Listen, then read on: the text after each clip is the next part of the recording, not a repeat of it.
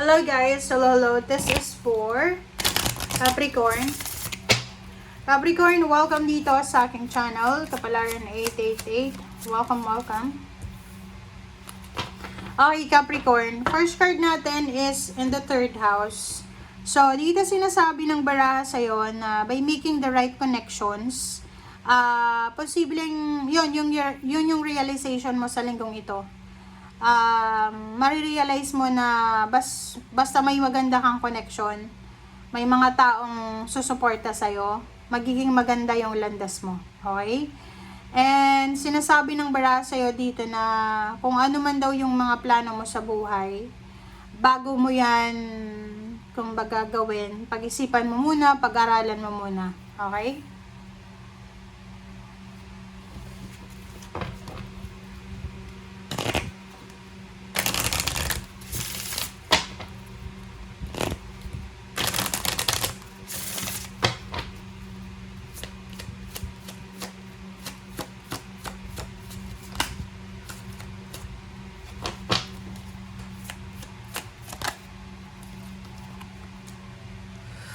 Okay. Aside from that, meron din mga Capricorn na sinasabi ng barahan na mag-iingat din tayo sa pag-uhusga. Mag-iingat tayo sa mga taong hinuhusgahan natin, sa mga taong yung bagay, iniisip natin na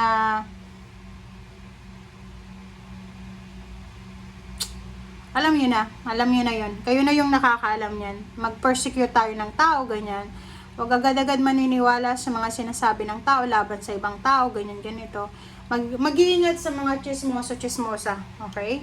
And sa barahang ito, sinasabi na ihanda mo din yung sarili mo kasi posibleng maraming manghuhusga sa'yo. Maraming mga tao na pag-uusapan ka. Maraming mga tao yung ililibakin ka, ganyan. So, you need to be aware sa mga ganyan. Pero wala ka namang control dyan. Hayaan mo lang sila.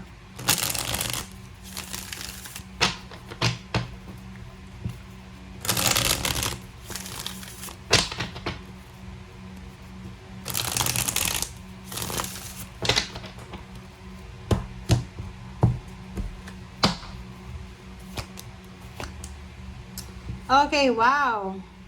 Isang exciting na balita tungkol sa hinihintay mo. So, pwedeng nag-aantay ka ng pera, ng trabaho, ng financial support, ng travel, ng kontrata, or whatsoever man. So, sa nakikita ko sa'yo dito, mabilis ito na darating sa yung balita ngayon. Next is, sa nakikita ko, yung pinapangarap mong love life. Okay? May pinapangarap ka kasing love life eh. So, pinapangarap mo na sana magkaroon ka ng asawa, ng karelasyon na maraming pera. So, sa linggong ito, mas magiging motivated ka na hanapin yung tao na hindi lang love life yung i-offer sa'yo, kundi financial stability.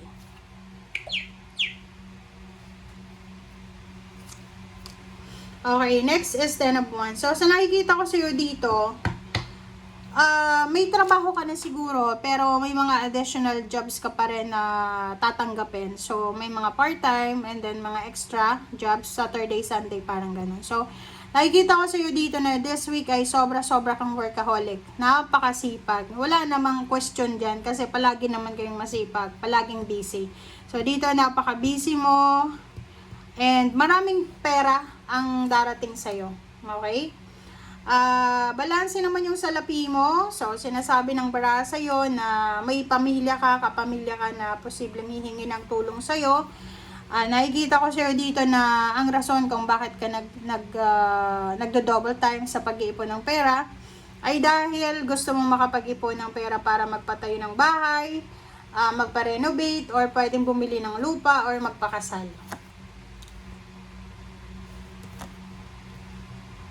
Okay, so doon naman sa may mga financial problems na Capricorn, sinasabi ng baraha sa'yo na kailangan mo daw mag-take ng risk. Kung hindi ka na, kumbaga, progresibo sa lugar kung nasaan ka sa ngayon, much better daw na umalis ka na dyan. Okay? Much better daw na hanapin mo na yung lugar na talagang doon ka kikita ng malaki, lugar na magdadala talaga sa'yo ng financial success. Okay? Okay, Page of Pentacles. Oh, puro to future. Oh, sabi ng baraha sa'yo dito, this is your future. Sinasabi sa'yo na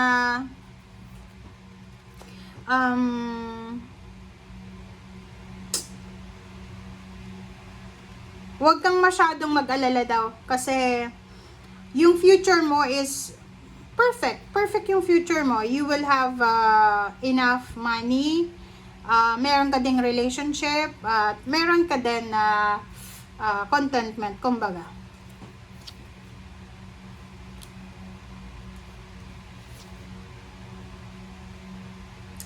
Okay, Empress. Nakikita ko sa'yo dito, you have choices and options naman eh. 'Di ba? You have several choices and options regarding sa kung ano yung gusto mong mangyari sa buhay mo. May choice and options ka kung yung hinihintay mo ay hihintayin mo pa ba? May choice and option ka yung kung ano ba talaga ang meron ka sa ngayon, pwede mo pa ba siyang i-improve or ganyan-ganito. So you have choice and options. The Devil, this is your energy. So, ang sabi ng baraha sa'yo dito, you will have a karma na kailangan na harapin. And, pwedeng contract signing, pwedeng papeles, dokumento, na pwedeng magdala sa'yo ng sobra-sobrang kaligayahan. So, nakikita ko sa'yo dito na yon, pwedeng makaalis ka na sa kung ano man ng mga problema, makaalis ka na sa kung ano man ng mga stress mo sa buhay, ganyan, ganito. Masaya ka, okay? By the end of the week, masaya ka.